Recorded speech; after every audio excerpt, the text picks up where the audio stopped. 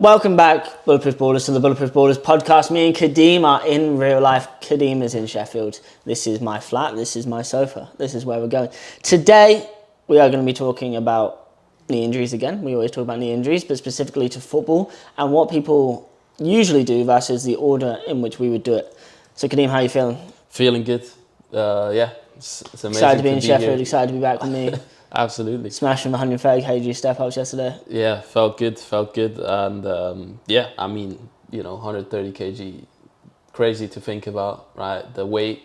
And I think we could start right there, right? With the weight, with the force, the strength.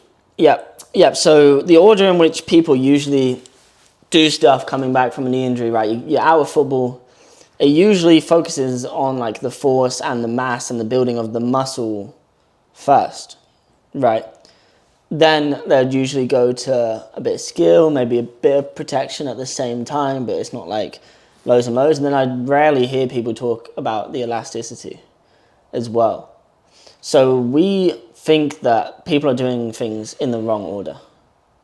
And this is why we have such a high re-injury rate. And when people do come back from an injury, if they even are able to stay in, they just don't look like themselves anymore. You can think of an example like Michael Owen.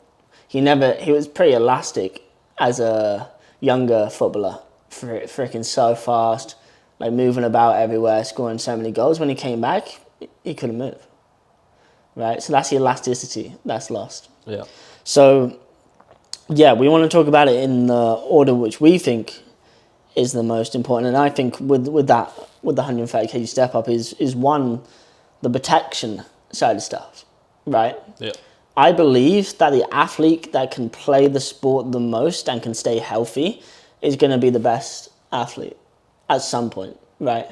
If you look at Ronaldo, he's able to play so much on his own in football. Like he's played so much football in matches, in the training on his own, in actual training with the team. And then he's able to recover from that and he's able to have the protected body so that he never gets injured, right? So he just keeps getting better and better and better. He scored more goals after 30 than before 30.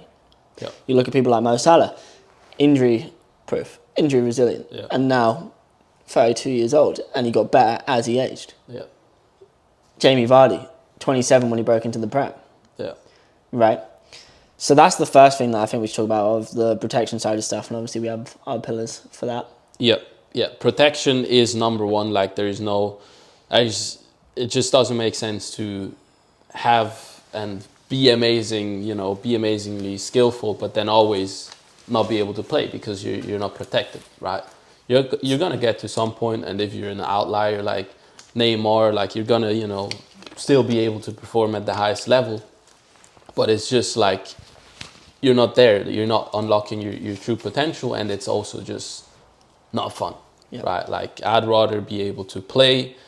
And as you said, when you're playing, when you're protected, when you feel confident, this is where you're going to push more, and that's where you're going to develop that extra skill on top. Yeah. Right. So the protection is key, absolutely key.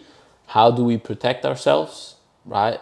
Like instead of focusing on just force, it's the simplest thing, right? Footballers, in my opinion, should start doing. Instead of just focusing on the force and the strength, focus on the force absorption, focus on the joint dominance, focus on mobility, that kind of stuff. Basically, the three pillars that we have, that we approach our training with. Yeah. You're gonna be so much more protected. Yeah, there's so many athletes after ACL tears that I've talked to, and they're not doing any full knee bend. They're not doing any real knees over toes. They're doing box squats, split squats, maybe some leg extension. Leg extension can technically be counted as knees over toes because your leg goes behind, but at the same time, like you're just sat down in a thing, and then they're not doing any knee flexion. Like all of these things that we need for the protection, especially of the deceleration, which we focus on massively, of like most knee injuries happen in deceleration, and deceleration is more at the knee. So if we're not focusing on one, like the knee, the actual joint dominance within the knee, and then the VMO next to the knee and all those kind of stuff, the knee flexion, the hamstring strength, the tib strength, all that kind of stuff, then we're not going to be protected there, right? But we talk about that on all of our other podcasts, so I think we just briefly cover that there of like, okay, one protection, right? That is the most important thing. If you haven't nailed that down yet, focus on that thing, get this rolling. Yeah.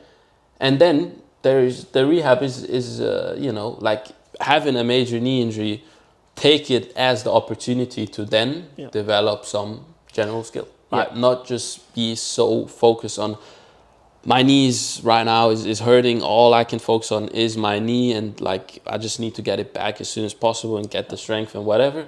There's so much more you can do, and that will make your rehab easier, right? Like when I had to stop playing the sport I love because my knee felt so bad, and I knew I had to rehab my knee.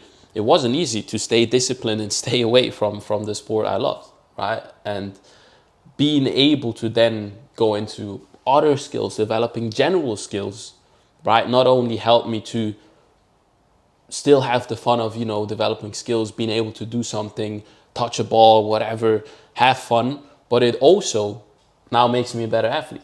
Yeah. Right? Because general skill doesn't just mean, okay, you learn to whatever, I don't know, like juggle, for example, right? Like general skill means literally everything you could possibly think about. It includes balancing on a Swiss ball, improving your coordination, all that stuff that is not necessarily looking like football, but can improve your football performance. Yeah. Yeah. So Louis Simmons came up with something that was like general physical preparation, right? And then Keegan, our mentor, has kind of taken it into the realm of general skill preparation. And what that really means is that your brain is just going to function. I mean, there's so many benefits of it to a certain extent, but you have so many parts of skill as well. So you have the calories burned to a certain extent if you're not able to train with your knee and do that kind of stuff. If you're juggling, if you're doing rope flow, if you're doing all these stuff, you have the calories burned so you can stay leaner.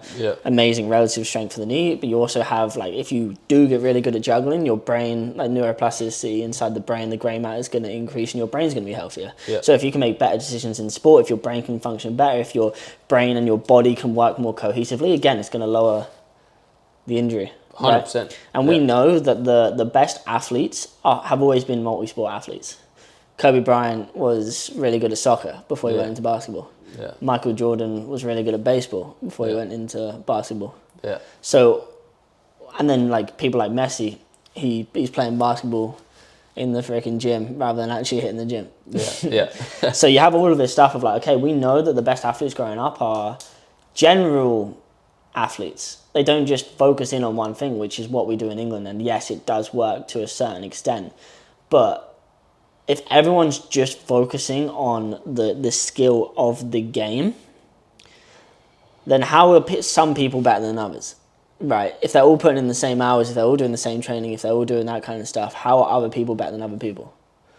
It's probably about what they're doing, and it's about other stuff they're doing outside of it, so general skill preparation, all that kind of stuff. And this includes stuff like juggling, the hand-eye coordination, rope flow, it's the movement side of stuff. So again, that includes like dancing, all that kind of stuff, and it's like rebuilding your ability to do things, right? So that's the second thing, and I think we've put that in second because you can start doing that straight away. If you're off, like 2 weeks off a knee surgery and you're in bed, you can just sit there juggling.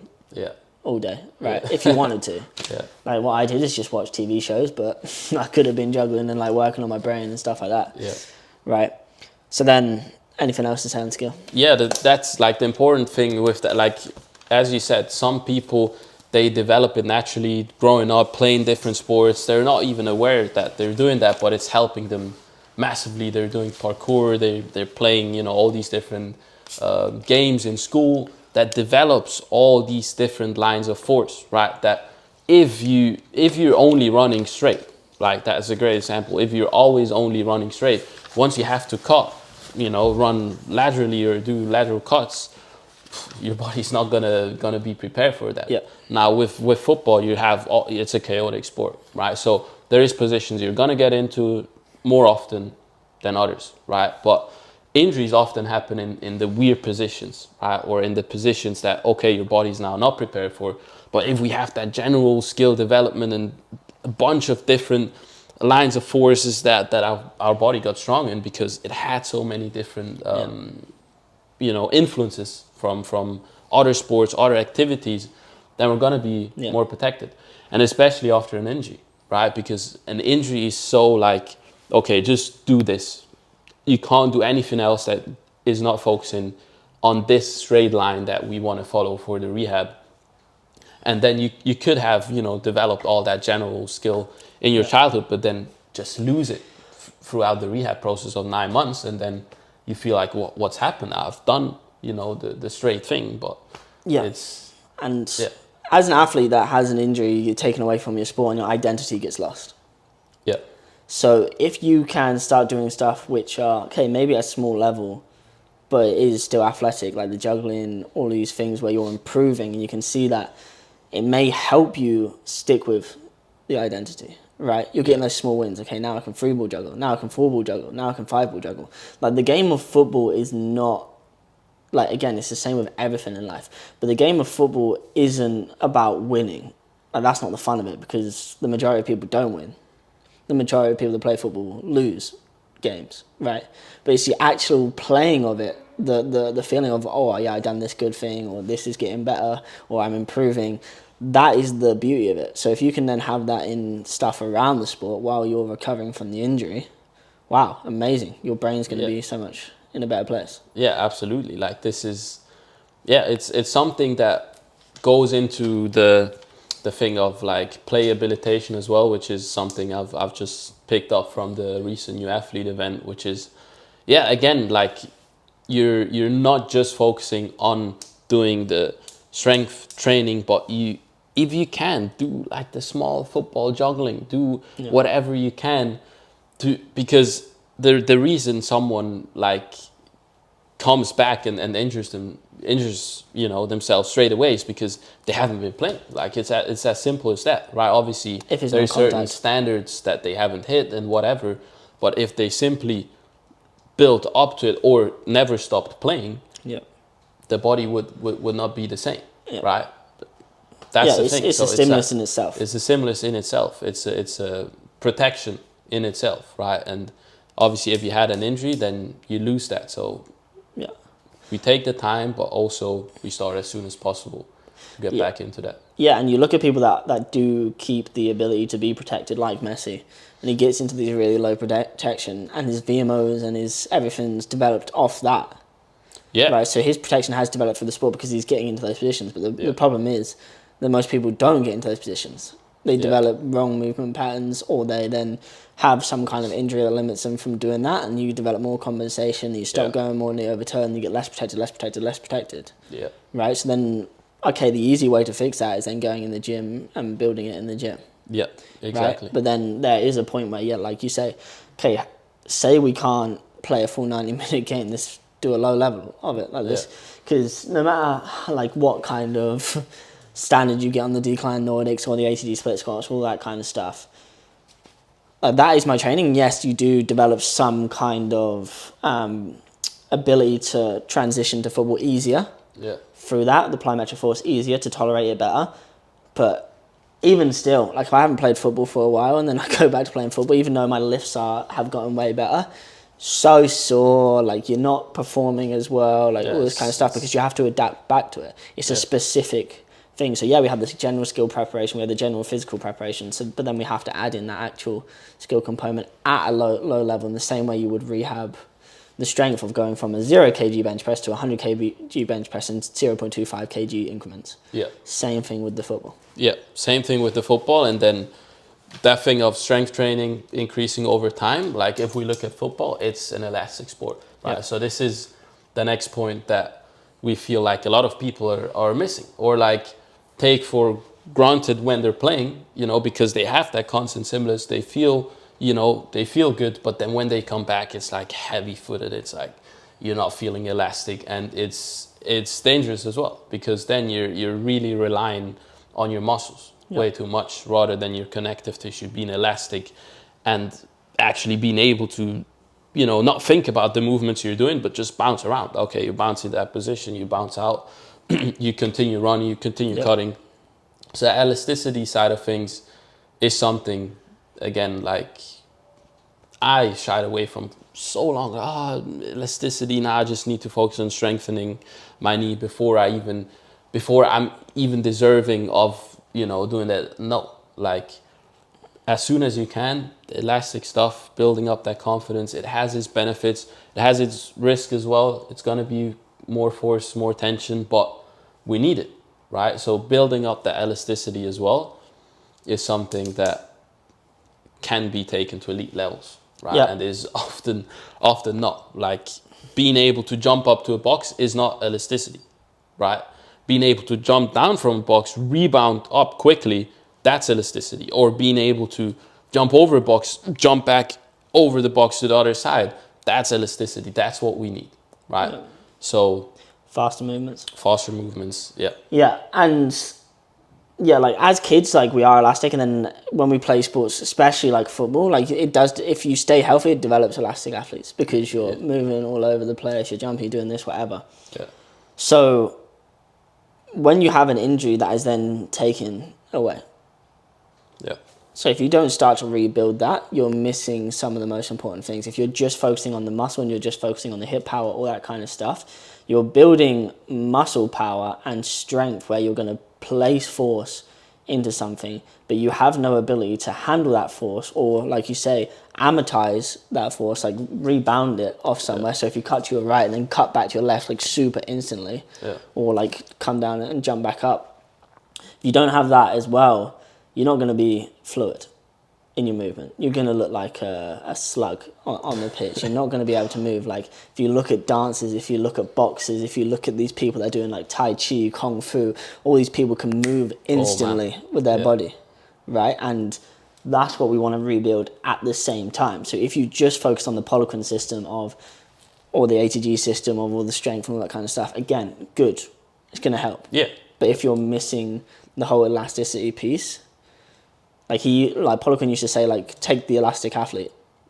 For because a reason, he said he didn't know how to develop them. Yeah. Right. So, but then you look at people like the Marinovich system, and now Keegan taking ideas from everywhere, and even like fascia system with Chong and stuff. But they're doing the opposite. They're doing like the skips for like 5 minutes at a time. They're like boxers skip lows and like they're so like quick on their feet and stuff. Amazing, right?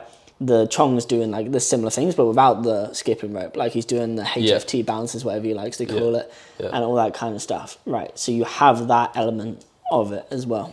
100%. And it's like, take this, and most importantly, take what you need to take, what you've been missing. If you had failed rehabs, reevaluate what's been missing. Like, okay, maybe you've been missing the elasticity part, maybe you've been missing the strength protection part. Maybe, you've been missing the mass part, right? That's the last thing. Like, we're not saying don't focus on mass, don't focus on force. It is, if you have more force, more mass, to some extent, if you build it in the right way, you're going to be more protected as well, right? But it's all about saying, cool, like, all of these things are tools, and in the end, you want to really have all of it, right? Like, as a footballer, you need all of it. You need the elasticity, you need the strength. Yeah. And we see it nowadays, perfect examples, as you said before. Like Salah, you know, he has the mass, he has the elasticity, he has the strength, the protection, the skills.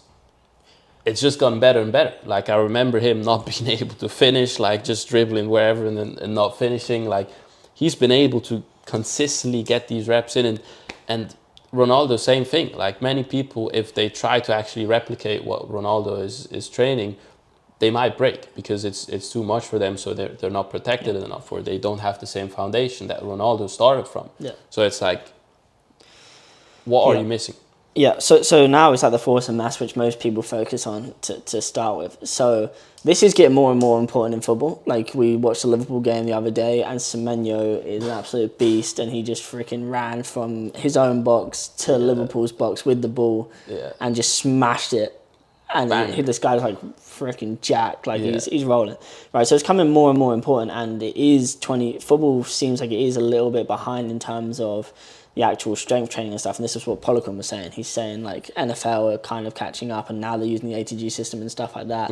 And now like football is slightly getting more and more, like you're seeing people come through that are bigger and less skillful, such as Adama Traore. Obviously these people are still skillful, they're pro footballers, but their mass is the reason that they're able to do stuff. They're able to run across the other pitch, shrug off people, even people like Anthony Elanga, stuff like that, like absolute rapid, all that kind of stuff, right? So this is coming more and more and more important.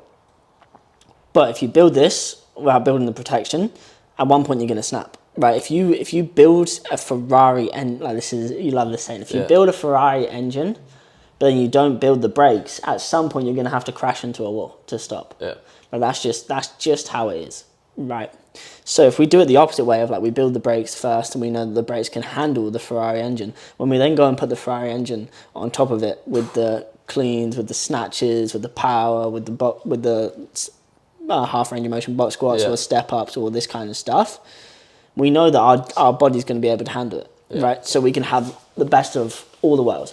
The thing is, this is going to take a long period of time. Oh yeah. Because now people look at what my knees can do and they go, "Wow, that's crazy." But it didn't happen overnight. It's like in a bench press or a box squat or something like that, you can put on mass relatively quickly. You can put on strength relatively quickly. You can put on muscle relatively quickly. Yeah. And even then, like bodybuilders take 5-10 years to get their dream physique.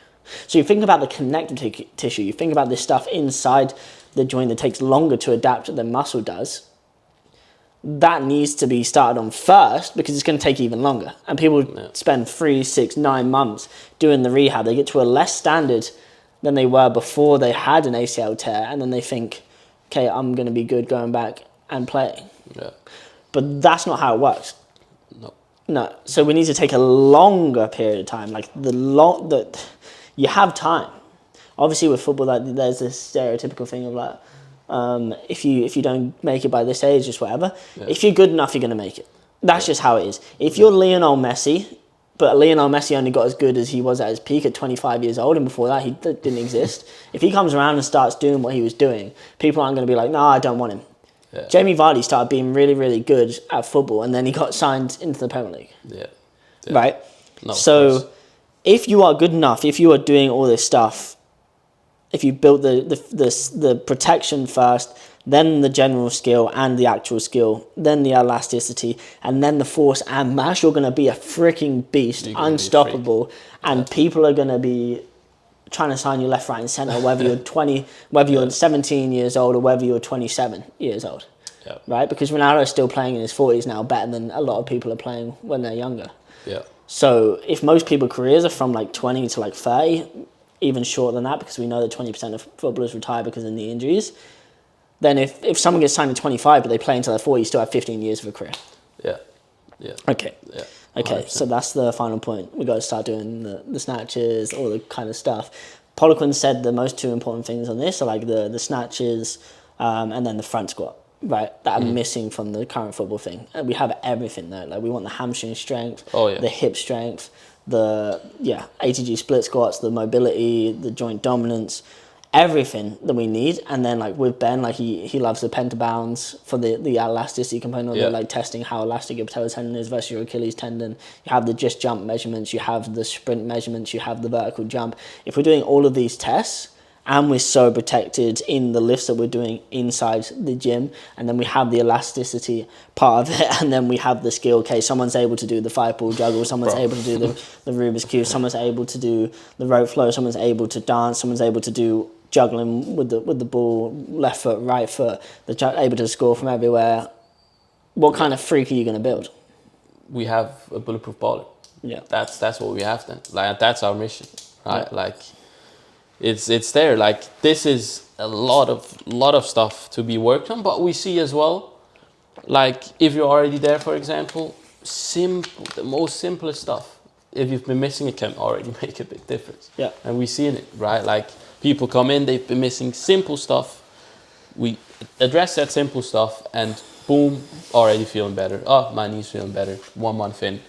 Yeah. Bob Proctor calls it the razor's edge. Yeah.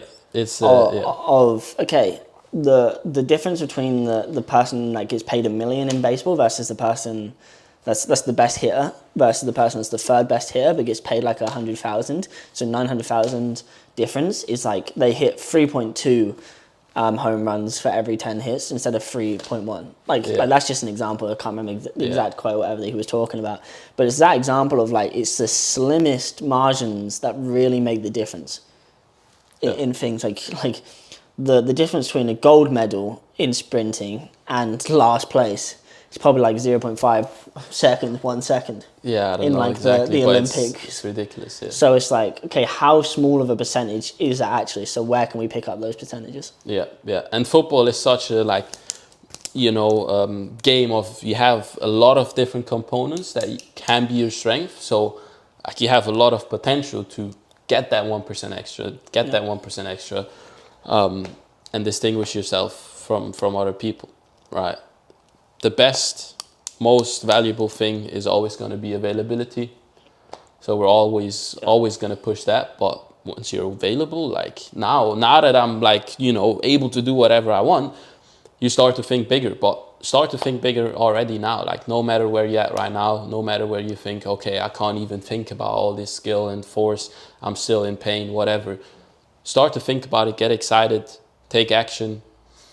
It's possible, right? We see it on a day-to-day basis. Amazing. And we want to share these stories with you as well, these wins, so that it keeps you accountable, keeps you motivated, because this is a real thing. Like Bulletproof Ballers, it's gonna be a good time over the next couple of years. We're rolling. Yeah, absolutely. Cool. Leave it there. Yeah, it's good.